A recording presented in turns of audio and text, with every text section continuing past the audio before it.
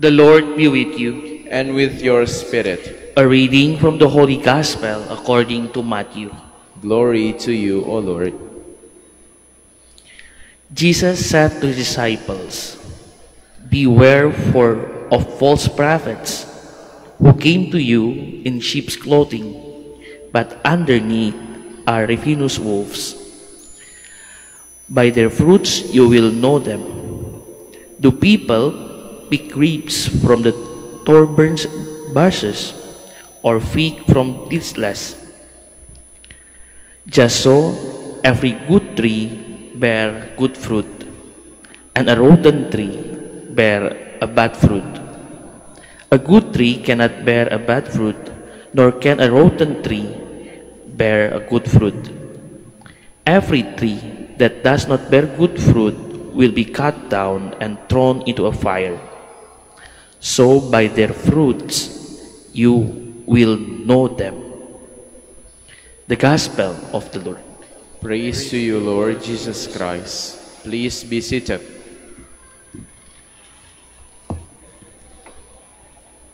Magandang umaga po sa inyong lahat and welcome to the Minor Basilica of Our Lady of the Rosary of Manaoan.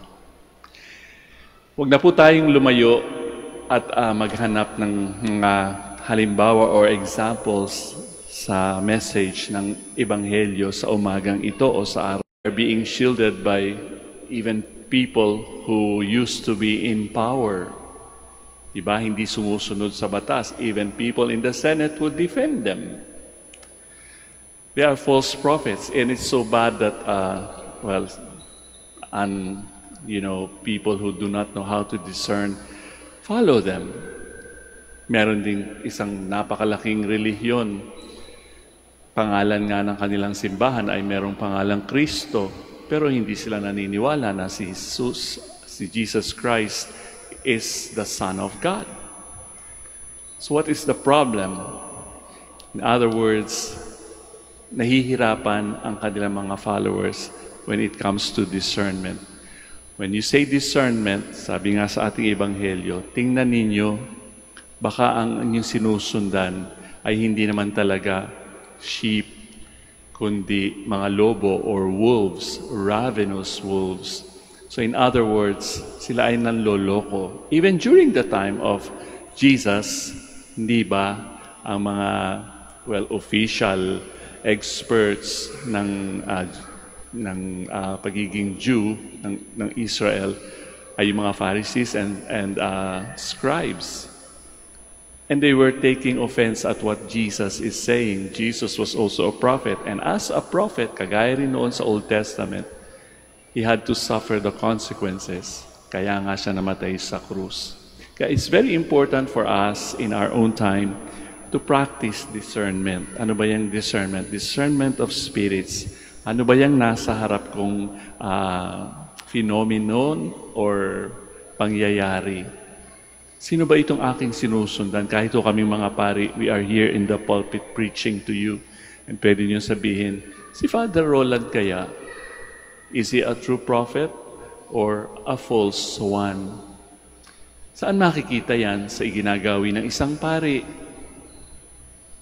Titingnan natin hindi lamang sa ating mga salita, sa aking mga salita, kundi sa aking iginagawi. Kung makikita ninyo, ang aking sinasabi dito ay kakaiba sa aking inaasal, siyempre, pag diniscern ninyo, hindi siya mabuting propeta, hindi siya mabuting preacher. But all of us, hindi lamang mga pari o mga taong simbahan, kahit naman kayo ay mga taong simbahan, and we are going to be judged not by anything external to us, but by what fruits we show in our lives. Kung tayo nagsisimba araw-araw, halimbawa, tayo ba ay mabait? Tayo ba ay mapagbigay? Tayo ba ay mapag-unawa? Yung mga tao nagsasabi na ang abortion ay okay o yung divorce ay okay, di ba? May mga movements tayo in developed countries. My body, my choice. Never mind the innocent blood that will be killed or murdered. Again, we have to ask the Lord for the true spirit of discernment. Maraming bagay sa ating paligid ang nangyayari na kailangan talagang mag-isip ng totoo. Ano ba talaga pwede nating suriin? We have to pause for a few moments and see, tama po ba ang sinasabi nitong taong ito? Tama po ba ang kanyang itinuturo? Kahit ho kami, we also practice yung discernment na tinatawag. Kahit yung mga nobisyo namin, mga bagong novicios, they have 1 year to discern kung kanilang bokasyon nga ba ang pagpapari at ang pagiging Dominican. Perhaps many of you have been through some kind of discernment too when you were choosing your spouses, di ba? Siya na ba talaga para sa akin forever? So nag-iisip tayo binigyan ng Panginoon ng sariling o angking lakas at talino to practice discernment. Huwag nating kakalimutan yon. Huwag tayong susunod-sunod na lamang na nagtuturo halimbawa ng tinatawag nating prosperity religion, na tayo ay uunlad, mawawala ang ating mga paghihirap kapag tayo sumunod sa isang leader that promotes prosperity religion. Hindi yan ang sinabi ng Panginoon. Di po ba? Anong sinabi ng Panginoon? Anyone who wants to follow me must carry his cross. O pagka sinabing papasanin ng krus, merong paghihirap na mangyayari. Sinabi ba ng Panginoon, if I will stand here in the pulpit and say, let us destroy our enemies, let us shoot them all. Hindi pwede. Kahit anong offense sa atin, anong sinasabi ng Panginoon, love your enemies. Kung ikaw ay sinampal sa kaliwa, ibigay mo pa yung kanan. Kaya nga, mahirap pong maging Kristiyano because we are being observed too. As we observe others or the things that are happening around us, we are also being observed. Aber, tingnan nga natin kung ano ang outcomes, ano ang resulta ng buhay ng isang Katoliko. Tama bang ipinapakita niya?